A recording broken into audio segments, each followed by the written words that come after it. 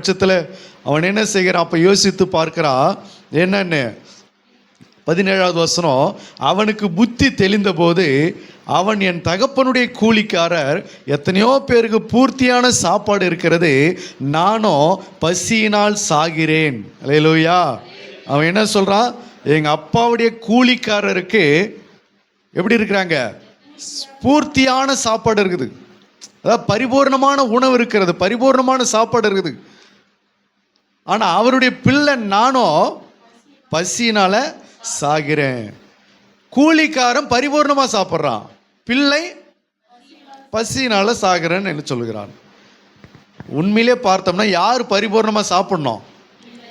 பிள்ளை தான் பரிபூர்ணமாக சாப்பிடணும். கூலிக்காரன் கொஞ்சம் அரையும் குறையமாக தான் சாப்பிடுவான், அவனுக்கு அதிகமாக கிடைக்காது. ஆனால் இங்கே நடக்கிறது என்ன அப்படின்னா, கூலிக்காரன் பரிபூர்ணமாக சாப்பிட்றான், பூர்த்தியாய் சாப்பிடுகிறான், பிள்ளையோ பசியினால சாகிறேன் என்று சொல்கிறான். அல்லேலூயா. காரணம் என்ன அப்படின்னா, பிள்ளை கூலிக்காரன் தகப்பனோடு இருக்கிறான், பிள்ளையோ தகப்பனை விட்டு தூரமாக போயிருக்கிறான். அல்லேலூயா. அப்போ நீ பிள்ளையா இருந்தாலும் தூரமாக போயிட்டுனா கஷ்டப்பட வேண்டியதாக இருக்கும். எந்த பிள்ளை? நீ இயேசுவின் பிள்ளையாவே இருந்தாலும் அப்பா விட்டு நீ தூரமாக போகும்போது என்ன பண்ண வேண்டியதாக இருக்கும்?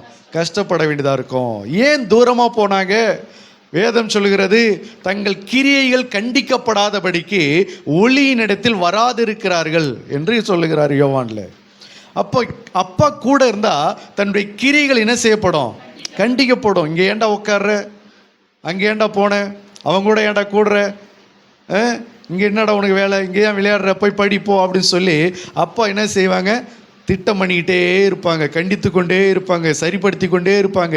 அதனால் அப்பா கண்ணுக்கு மறைவாக அப்படி போயிட்டோம்னு சொன்னால் நம்ம இஷ்டம் போல் என்ன பண்ணலாம்? வாழலாம், நம்ம இஷ்டம் போல் நடக்கலாம், நம்ம இஷ்டம் போல் செய்யலாம் அப்படின்ற நினைப்பில் இவன் தூரமாக போயிட்டான். ஆனால் கொஞ்ச நாள் கழித்து அவன் எப்போ கஷ்டப்பட ஆரம்பித்தான் அப்படின்னு சொன்னால், ஆஸ்திகள் எல்லாம் செலவழிந்த பிறகு. அல்லேலூயா. எப்போ கஷ்டப்படுறான்? எல்லா ஆஸ்திகளும் செலவழிந்த பிறகு தன் ஆஸ்தி அழித்து போட்டான். எல்லாவற்றையும் அவன் செலவழித்த பின்பு அந்த தேசத்தில் கொடிய பஞ்சம் உண்டாயிற்று. அப்பொழுது அவன் குறைவுபட தொடங்கினான். அப்பாவுடைய ஆஸ்தி செலவழித்த பிறகு தேசத்தில் என்ன உண்டாகுது? பஞ்சம் உண்டாகிறது. அவனும் குறைவுபட தொடங்கினான். அப்போ அப்பாவுடைய ஆஸ்தி இருக்கிற வரைக்கும் தான் இந்த உலகம் பஞ்சமில்லாமல் ஓடிக்கொண்டிருக்கும்.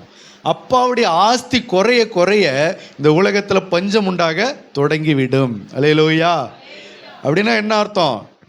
தகப்பனுடைய கிருபை, ஆண்டவருடைய கிருபை இந்த உலகத்தில் இருக்கிற வரைக்கும் தான் இந்த உலகம் என்ன செய்யும்? செழிப்பாக இயங்கி கொண்டிருக்கும், சுகபோகமாக வாழ்ந்து கொண்டிருக்கும். தகப்பனுடைய கிருபை இந்த பூமியிலிருந்து குறைந்து போக தொடங்கிவிட்டது என்று சொன்னால், அல்லது கிருபை இந்த பூமியை விட்டு அவர் எடுக்கிறார் என்று சொன்னால், இந்த பூமிக்கு மகா கஷ்ட காலம் வரும், இந்த பூமிக்கு மகா வேதனையின் துவக்கம் நேரிடும். இப்போ அதுதான் இப்போ தொடங்க ஆரம்பிச்சு இருக்கிறது. அல்லேலூயா. இப்போ இந்த உலகத்துக்கு என்ன தொடங்கி இருக்கிறது? கொடிய காலங்கள், கொடிய பஞ்சங்கள், கொடிய கொள்ளை நோய்கள், கொடிய நெருக்கடிகள், பலவிதமான மனிதர்களுக்கு பலவிதமான சூழ்நிலைகள், ரொம்ப கொடிய காலங்கள் இப்போ வந்து கொண்டிருக்கிறது.